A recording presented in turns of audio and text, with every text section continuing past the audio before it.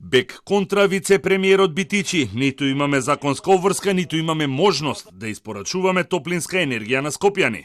Од компанијата посочуваат дека по одземањето на лиценцата на 20 јуни имале законски рок да извршуваат дејноста кој истекол и во кој период се направени ремонти. Договорот за закуп на топланите Исток и Запад со Адора е раскинат, а договорот за соработка со ЕСМ е истечен. Бек производство имаше законска обврска да продолжи да ја извршува дејноста до истекот на рокот од 90 дена за избор на нов вршител на дејноста кој е веќе истечен. Во овој период Бек производство продолжи да ја врши дејноста и ги заврши сите неопходни ремонтни активности во топланите. Бек производство нема правна основа за користење на топланите, бидејќи договорот за закуп е раскинат и новиот собственик на топланите побара примопредавање на истите. На 20 јуни годинава регулаторната комисија донесе решение за престанок на лиценцата на Бек производство во врска со договорот за деловно-техничка соработка помеѓу Бек производство и АД-ЕСМ. Сакаме да информираме јавноста дека овој договор беше со важност до 31 март и е истечен.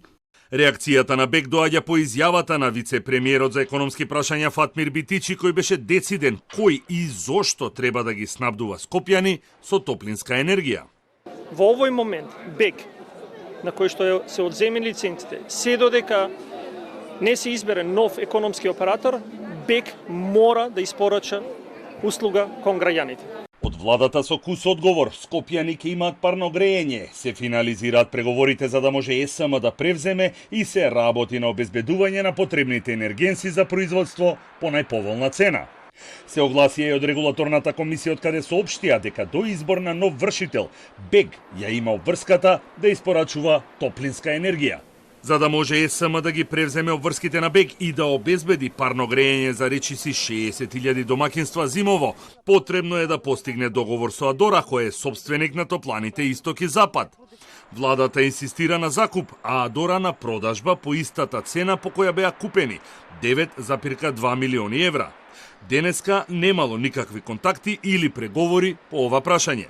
Она што е клучно е дека Бек нема залихи на енергенси за производство на топлинска енергија, а истото се однесува и на Тето, со кој владата се уште нема договор за соработка, ако има газ за до крајот на месецов и нема планирана или договорена набавка на нови количини.